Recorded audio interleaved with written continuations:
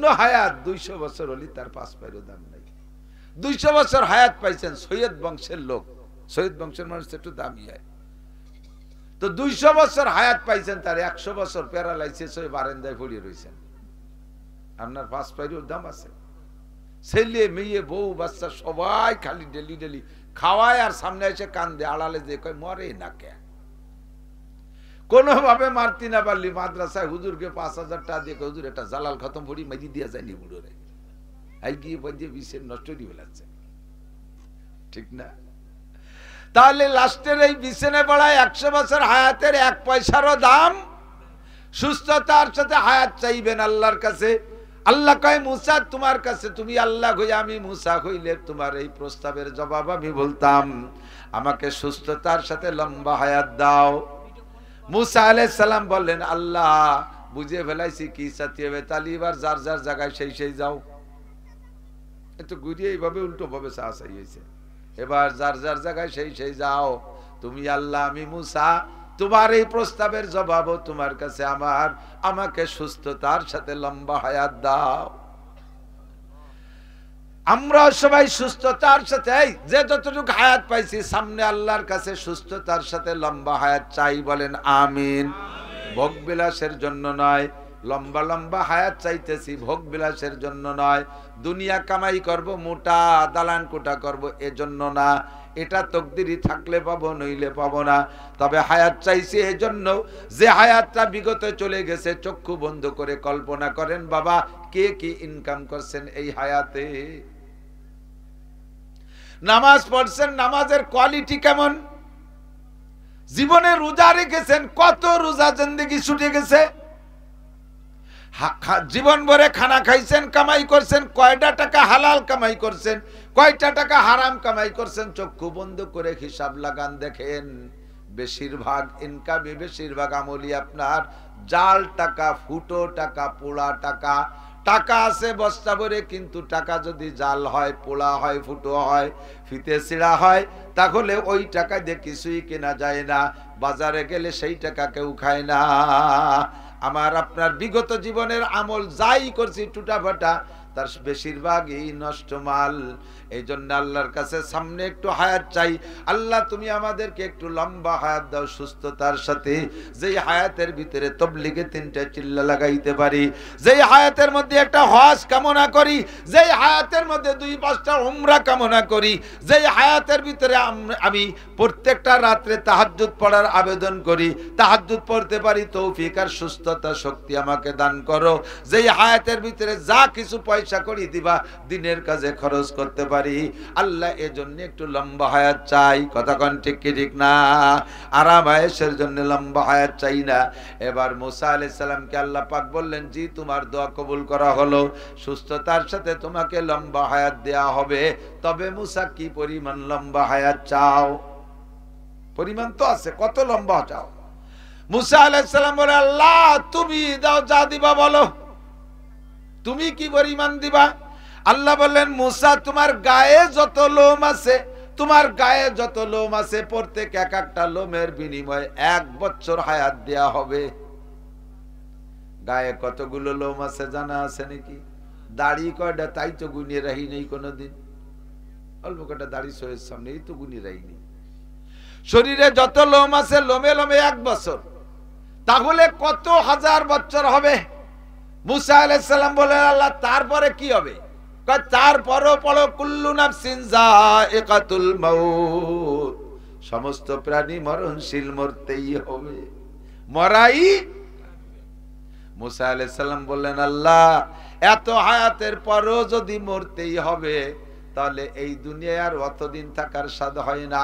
যেই দুনিয়ায় ফিরাউনের মতো জালেম, যেই দুনিয়ায় হামানের মতো সিটার, কারুনের মতো কৃপণ বাটপার বসবাস করে, যেই দুনিয়ার ভিতরে হাজার হাজার বদমাশ বসবাস করে, এই দুনিয়ায় আমি অতদিন থাকতে চাই না।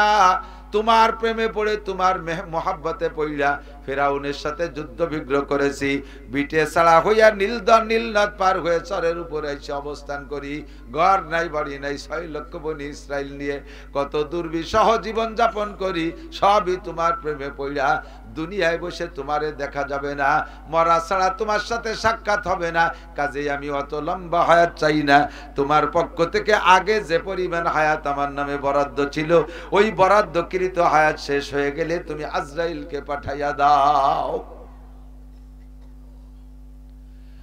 আল্লাহ পাক রব্বুল আলামিন আজরাইল আলাইহিস সালামকে পাঠাইয়া দিলেন। আজীব, আজরাইল আলাইহিস সালামকে পাঠাই দিলেন আল্লাহ। আজরাইল আলাইহিস সালাম আয়েশা মুসা আলাইহিস সালামের সামনে মানুষের রূপ ধারণ করে বসছে, পরিচয় দেয় নাই, একেবারে সামনে আয়েশা বসছে, বসার মতো মানুষের মতো। আয়েশা বলতেছে, ইয়া মুসা জিতুকা লিআন আকুযা রূহাক, ও মুসা আমি তোমার জান নিতে আসছি, আমি তোমার জান নিতে, শুনতেছেন নাকি? আমি তোমার জান নিতে আসছি।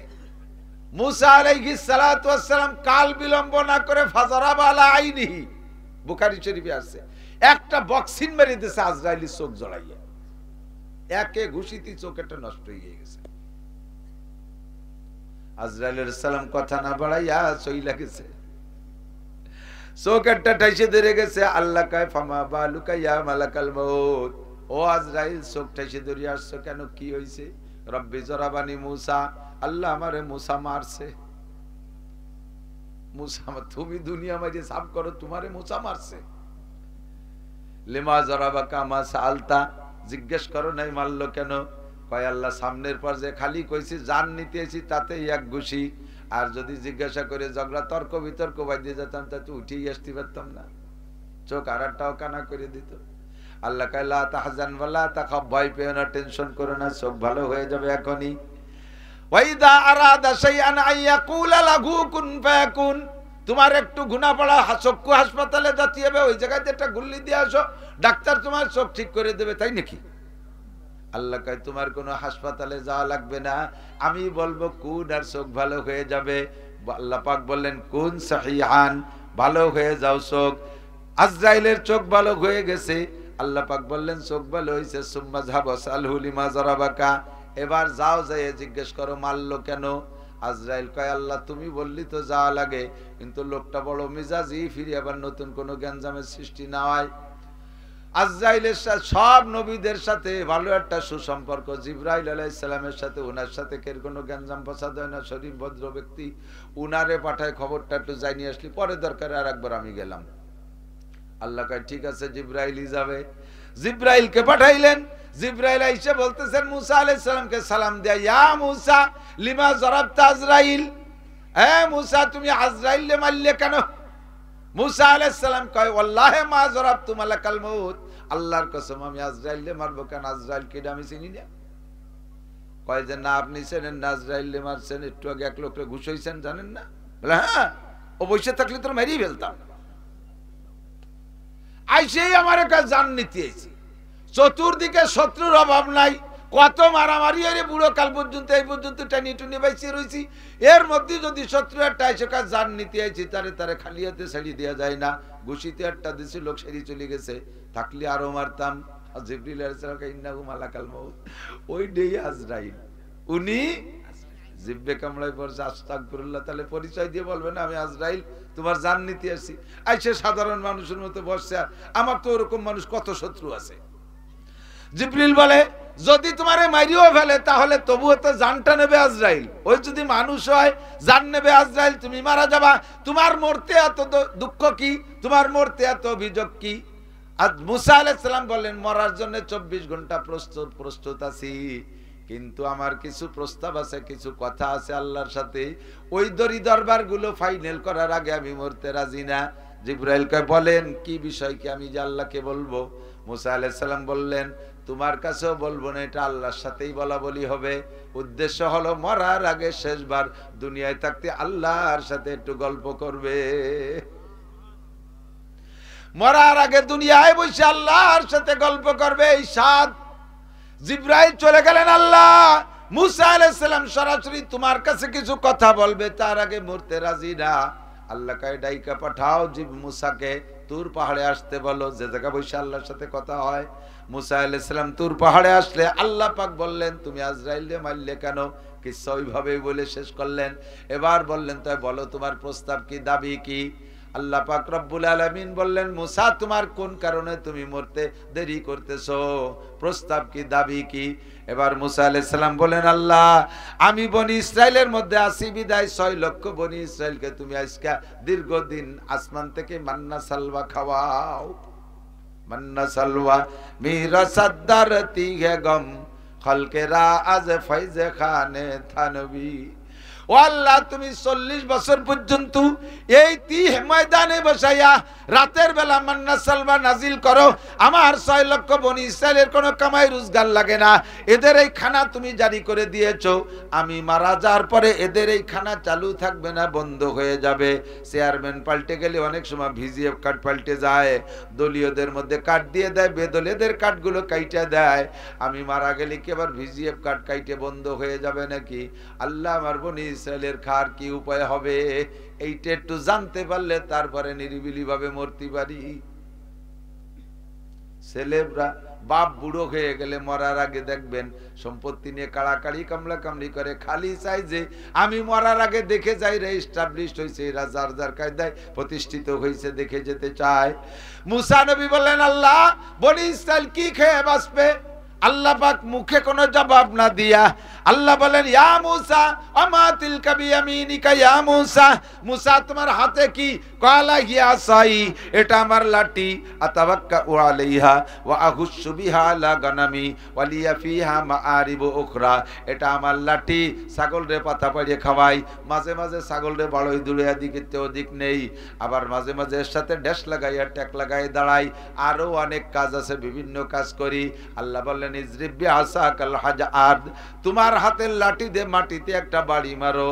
তোমার কে কে বনি ইসরাইলকে কে খাওয়াবে সেইটা দেখানোর জন্য আল্লাহ বাস্তব প্র্যাকটিক্যালে দেখাইতেছেন। ইজরিব বিআসাকাল আরদ, লাঠি দিয়ে মাটিতে একটা বাড়ি মারো। বাড়ি মারার সঙ্গে সঙ্গে মুসার জালালি লাঠির বাড়িতে ফান পালাকা মাটি ভাঙ্গে 2 ভাগ হয়ে গেছে। এমনি বাড়ি দিলে হয়তো একটু মাটি সরে যেতে পারে, এমন বাড়ি দেশে মাটি ফাইটা নিচে থেকে পানি পর্যন্ত দেখা যাচ্ছে, একেবারে লাঠি মাটির তলে চলে গেছে। পানি বেরিয়ে আসলে বলে মুসা আল মা তারা এখন কি দেখো? কলা মা আল্লাহ এখন তো পানি দেখা যায়। পানির উপরে আর একটা বাড়ি মারো। যখন বাড়ি মারছে ফান ফালাকা পানিও ফাইটা 2 দিক সরে চলে গেছে, পানির তলের থেকে একটা পাথর বেরিয়ে আসছে। আল আনমা তারা এখন কি দেখা যায়? কলা হাজার, আল্লাহ একটা পাথর দেখা যায়। আল্লাহ বললেন ইজরিব বিআসাকাল হাজার, এবার ওই পাথরের গায়ে বাড়ি মারো। আরে মাটিরে বাড়ি মারলে মাটি তো মাটি ফাইটা যাইতে পারে, পানি তো নরম তাও সরে যেতে পারে, পাথরে বাড়ি মারতে যখন বললেন মাঝখানে পাথরে বাড়ি মারছে, পাথর তো পাথরই, আর একটা পাথর দিয়ে গাই দিলে একটু সলটা ওঠে। মুসার জালালি বাড়িতে পাথরটা ফাইটা 2 টুকরা 2 দিক সরে চলে গেছে। ফাখরাজা দুধ, এবার পাথরের পেটের ভিতরে ছিল ছোট্ট একটা পোকা। এই পোকাটা দেখা যায়। ও মুসা কি দেখা যায়? কল্লা একটা পোকা। কয় ফামা ফিহে, ওই পোকার মুখে কি দেখা যায়? কউসবুন্তরি, তরু তাজা কাঁচা ঘাস, তরু তাজা কাঁচা ঘাস। পোকাটার মুখে কাঁচা ঘাস। আকালানেস অবাকিয়ানেস, অর্ধেক খাইছে আর অর্ধেক চাবাইতেছে আর খাইতেছে।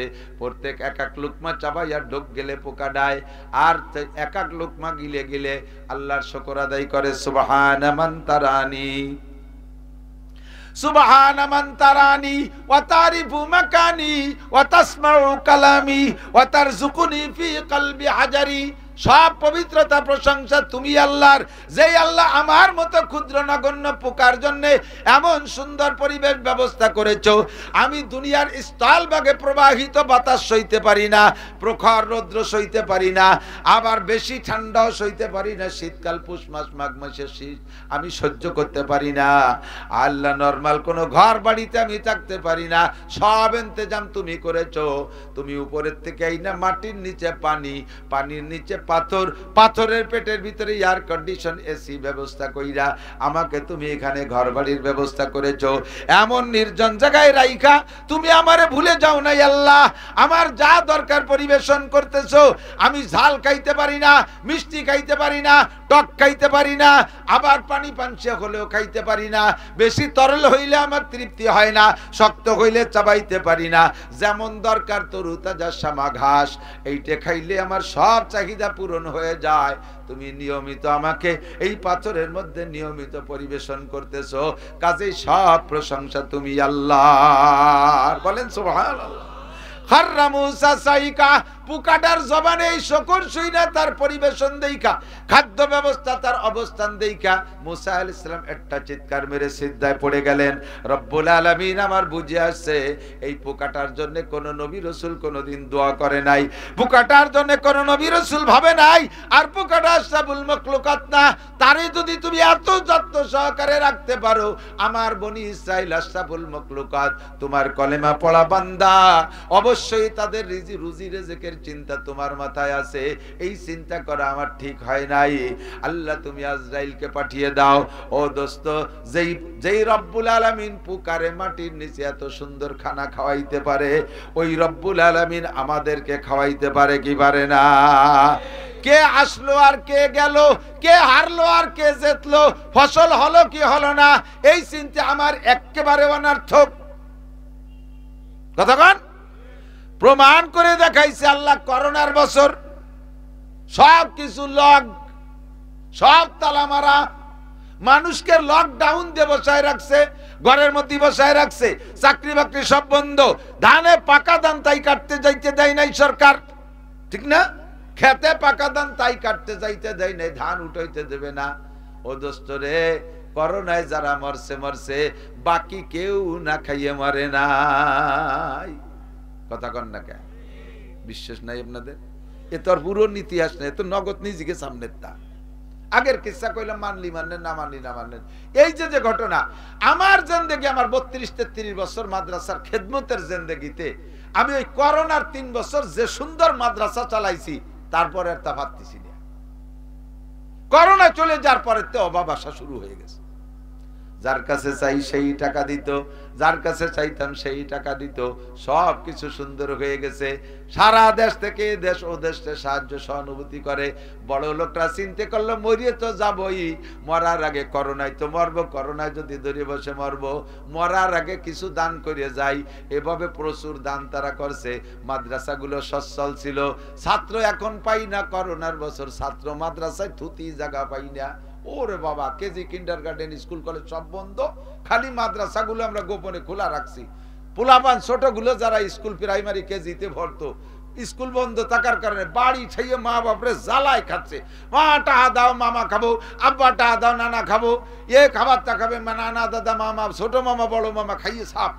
মার আসল সিঁড়ি বেলায় দেয়, বাপের পকেটটা নিয়ে সিঁড়ি বেলায় দিচ্ছে। জ্বালা জ্বালায় মাদ্রাসা খোলা আসেনি, দেও দি ও থুইয়ে সদি এক মাদ্রাসায়। এই শুরু হয়ে গেল মাদ্রাসায় ছাত্র রিড়ি, সুতি দিতে জায়গা পাই না। সব কুদরত কার হাতে? কাদেরে কুদরত তো দারি হর চেখাহি আকুনি, মুর্দারা তো জানে বখশি, জিন্দারা বেজাকুনি। সর্বময় ক্ষমতার মালিক আমার আল্লাহ। সব কিছু মিলে দেখলাম মুসা আলাইহিস সালাম এত বড় লম্বা হায়াতের অফার পাইলেন, তাও প্রমাণ হলো শেষকালে মরতে হবে। উজবনে অনুক 3500 বছর হায়াত পাইলেন, তার মরে যা লাগলো। ও দোস্ত, নূহ আলাইহিস সালাম 1000 বছর হায়াত পাইলেন, তাও মারা যা লাগলো। এমন করে লম্বা লম্বা হায়াত যারা পাইছে, সবার হায়াত সম্পর্কে আল্লাহ বলেন, অমাল হায়াতুদ দুনিয়া ইল্লা কালিল। এ দুনিয়ার জিন্দেগি একেবারে কম। কুল্লু নাফসিন যায়িকাতুল মাউত। আরে ভাষা ভাষা ভাবে আমার ওয়াজগুলোকে শোনা দরকার, তাই শুনতেছেন তা না, ভিতরে ভিতরে ইবরাত নিতে থাকেন, এর থেকে সবক নিতে থাকেন। সব বড়রা লম্বা হায়াত পালারা যেহেতু চলে গেছে, আমার আপনারও মরণ অবধারিত। মরণটা যে কেমন না মরলি বোঝা যায় না। কতক্ষণ মরণ কেমন না মরলি বোঝা যায় না। মরার পরে যে বসবো, তারপরে তো আবার ফিরে আসার সুযোগ নাই, যে কোনো সময় চলে যেতে পারি। সিরিয়াল নাই মরার জন্য, দুনিয়ায় আসার সিরিয়াল আছে, মরার সিরিয়াল নাই। আগে দাদা, পরে বাপ, তারপরে আমি, এরপরে আমার ছেলে মেয়ে, এটা হলো আসার সিরিয়াল। কিন্তু মরার জন্য এই সিরিয়াল জরুরি না। আমার যুবক সোনার যারা আছো, তোমরা মনে রাখো, তোমার আব্বা থেকে যাবে, তুমি চলে যাবা, দাদা থেকে যাবে, পুতা চলে যাবে, নানা থেকে যাবে, নাতি চলে যাবে, যে কোনো সময় ডাক আসতে পারে। নবী রাসূলদেরকে আল্লাহ পাক আগে ফেরেশতার মাধ্যমে প্রস্তাব পাঠাইছে, তুমি কি মরতে রাজি না, বাঁচতে চাও? আমাকে কিন্তু এই প্রস্তাব কখনো দেবে না। আমার সময় হবে তো রাস্তাঘাটে যে কোনো জায়গায় আমারে ফেলাই দিতে পারে কি পারে না? মরে গেলাম, মরা পর্যন্ত যদি শেষ হইতো তাহলে যা খুশি তাই করো। বয়াতিরা যেমন গান গায়, দুনিয়াটা মস্ত বড়, দুনিয়াটা মস্ত বড়, খাও দাও ফুর্তি করো। খাও দাও ফুর্তি করতাম যদি দুনিয়াটা মস্ত বড় হইয়া হায়াতের পরে মরণ পর্যন্ত শেষ হয়ে যাইতো। কিন্তু সমস্যা হলো সুম্মা ইলাইনা তুরজাউন, আবার যে উঠতে হবে, আবার যে উঠতে হবে। তুরজাউন, খেয়াল করেন একটু, আমার দিক খেয়াল করেন, আমার সাথে একটু একমত অনেক দিকে। তুরজাউন, তোমারে ফিরে আনা হবে। তার জীবন মানে তুমি ফিরবা, তার জীবন মানে তুমি ফিরবা, আর তুরজাউন মানে ফিরানো হবে। মিনহা খলাকনাকুম, পড়বেন, বানাইছি তোমারে মাটি দিয়া, অফিহা নুইদুকুম, আবার তোমার এর মধ্যে এনে ছাড়বো। ফিহা নুইদুকুম, এ জায়গা আল্লাহ বলে নাই বানানোর সময় বানাইছি আমি, তবে তোমাকে একটু ফিরে আসার জন্য অনুরোধ করি। অফিহা তাউদুন, ও বান্দা বানাইতো ছাড়িয়ে দিছি, কিডা কোন জায়গা গেছিস, কার পাসপোর্ট ভিসা নিয়ে কোন জায়গা গেছিস আমি খুঁজে পাচ্ছি না, তোর সময় শেষ হয়ে গেছে, একটু আস্তে আস্তে মাটির তলে আয়। এই কলি কি কেউ আসতাম? তুমি তালাশ করে পালি নাও, না পালি না নাও, আমি মাটির তলে যেতে পারতেছি না, এই কইয়ে ফোলাই ছলাই থাকতাম এক জায়গা। আল্লাহ কি কইলেন? অফিহা নুইদুকুম, কোন জায়গা যাবি? ফানফিরুলাত, কি বলা হয়, দুনিয়ার কোন জায়গা যাবি, যে জায়গা যাবি সেই জায়গায়। ফাইনাল মাফার, কোন জায়গা যাবি? ফানফুজুলা তানফুজুনা ইল্লা বিসুলতান, বঙ্গোপসাগরের চরে যে পালাবি ও জায়গা আমার রাজত্ব, সুন্দরবনের ঘন জঙ্গলে পালাবি ও জায়গা আমার জায়গা, তোর বাবার জায়গা কোনো জায়গা না। আটলান্টিক মহাসাগরের চরে পালাবি, আফ্রিকার জঙ্গলে পালাবি, কোনো জায়গা পালাই থাকতে পারবি না। অফিহা নুইদুকুম, এই মাটির মধ্যে তোর আমি আইনেই ছাড়বো। আচ্ছা ঠিক আছে, মাটির মধ্যে আইনে মিশাই দিলে মাটির মধ্যে, তারপরে কি হবে? অমিনহা নুখরিজুকুম, এ জায়গা আল্লাহ কয় না অমিনহা তাখরুজুন। কিয়ামতের মাঠে আল্লাহ সবাই খুঁজে পাচ্ছে না, কে কোন জায়গা মারছে, কোন আগান বাগানে মাটি দিয়ে তুইছে, সারা দুনিয়া আদম থেকে নিয়ে আজ পর্যন্ত একটা দূরে মানুষ মারছে নাকি? আল্লাহ কিয়ামতের মাঠে সবাই খুঁজে পাচ্ছে না, বলে জোরে ডাক দিলেন, যে জায়গা মরে মাটি হয়েছে উঠে আসো। যে পরিমাণ আকাম করে মরছি একটাও উঠবো না, জানি যে ধরা খাইলে খবর আছে। আল্লাহ কয় তোমার ওইভাবে আল্লাহদের সাথে ডাকবো না। অমিনহা নুখরিজুকুম, আমি বের করেই ছাড়বো। পুড়াইয়া বাসের মাথায় কচড়ির তলে নাভি গাড়িয়ে ছুঁচিস, ও আমার হিসেব আছে। যে যে জায়গা মাটির তলে গেছিস, নুখরিজুকুম, আমি বের করেই ছাড়বো। সুম্মা ইলাইনা তুরজাউন, সবাই আমার কাছে ফিরে যেতে হবেই হবে, আমি সবাইকে বের করেই ছাড়বো। সুম্মা ইলাইনা তুরজাউন, এরপরে কথা হলো, এদিক খেয়াল করেন, তাহলে হায়াত একেবারে কম, যে কোনো সময় মরতে পারি, মরি আবার মাটি হয়ে যাওয়া পর্যন্ত শেষ না, আমাকে আবার উঠাই ছাড়বে আল্লাহ। কথা কন ঠিক কি ঠিক না? যতক্ষণ দুনিয়ায় বেঁচে আছি অতক্ষণ আমার ভালো মন্দ যা কিছু আছে এর বিনিময়ে আল্লাহ পাক আমাকে দিয়ে যাচ্ছে, তাই খাচ্ছি, পড়তেছি, ব্যবহার করতেছি। হিন্দুরাও ভালো কাজ করে, তার বিনিময়ে আল্লাহ তাদেরকে দুনিয়ায় খাওয়াচ্ছে। খ্রিস্টানরাও কিছু ভালো কাজ করে, তার বিনিময়ে আল্লাহ দুনিয়ায় খাওয়াচ্ছে। ইহুদ নাসারারা ভালো কাজ করে, তার বিনিময়ে আল্লাহ তাদের দুনিয়ায় খাবার দাবার ভালো কিছু দিয়ে যাচ্ছে। কিন্তু ওদের ঈমান না থাকার কারণে পরকাল শূন্য, ঈমান না থাকার কারণে ওই ভালো কাজের প্রতিদান আখিরাতে পাবে না। আর আমরা মুসলমান ভালো কাজ বেশি করি, এর বিনিময়ে আল্লাহ তাআলা আমাদেরকে দুনিয়ায় খাওয়াচ্ছেন, আর খাওয়ার পরও কিছু থাকতেছে। দিক তাকান, চাকরি করছেন, বেতন ডেলি আপনার সংসারে লাগে 500 টাকা, বেতনও ডেলি পান 500 টাকা, তাহলে সমান সমান হয়ে যাচ্ছে, ডানি কিছু থাকতেছে না। অমুসলমানরা যা ভালো কাজ করে তার বিনিময়ে তাদের ডেলি যেটা বরাদ্দ হয় ওইটা আল্লাহ দুনিয়া খাওয়াই দিচ্ছে, ওদের ডানি কিছু থাকতেছে না। এবার আরেকজন কামাই করে ডেলি 500 টাকা, 1000 টাকা, খরচ তার 500 টাকা, ডানি থেকে যায় 500, ডানি থাকে 500। যদি খরচ হয় 500 টাকা, কামাই করে ডেলি 5000 টাকা, খরচ ডানি থেকে যায় 4500 টাকা। খরচ তার সংসারে 500 টাকা, কামাই করে ডেলি 1 লক্ষ টাকা, থেকে যাচ্ছে তার বস্তা ভরে টাকা। মুসলমান আলহামদুলিল্লাহ, মুসলমান ডেলি ইনকাম করে যা, সেই হারে খরচ করে না, সেই হারে খরচ করে না। খরচ হয় অতি সামান্য, বাকিগুলো থেকে যাচ্ছে। এইগুলো আখিরাতে কাজে লাগাবেন, এইগুলো আখিরাতে কাজে লাগাবেন ইনশাআল্লাহ। জ্ঞানীর পরিচয় কি? যেই লোকটা 10 বছর 20 বছর সরকারি চাকরি করে, রিটায়ার্ডের পরে চাকরি যতদিন করছে মাসিক বেতন মাসে মাসে খেয়ে ফেলাইছে সব সমান সমান, বছর চাকরি শেষে যাইয়া সরকার 20, 30, 40 লাখ টাকা তারে দিয়ে দেয়। এইটা এককালীন দিয়ে দেয়। যারা অবুঝ বোকা, যারা অসচেতন, তারা কি করে, আইসে 40 লাখ টাকায় দিয়ে ধমাধম কয়টা ব্যবসা বাণিজ্য জুড়িয়ে মাইটের খাইয়ে দেয়, এক করে গোলগাল হয়ে বসে তাই লাস্টে ভ্যান রিক্সা অটো চালায়, বেশি বেকায়দায় পড়লে ভিক্ষে খয়রাত করে বেড়ায়। আর যারা সচেতন জ্ঞানী, 50 লাখ টাকা পাইলে 25 লাখ টাকায় দিয়ে ব্যাত গ্রামের ওই জায়গা শহরতলিতে একটু জায়গা রাইখা ওর মধ্যে আর 25 লাখ টাকা দিয়ে একটা টিন শেড ঘর 3টে ইউনিট বিশিষ্ট বানাইয়া তা ভাড়া দিয়ে দেয়। 3 ইউনিটেতে 3 × 10 = 30,000 টাকা।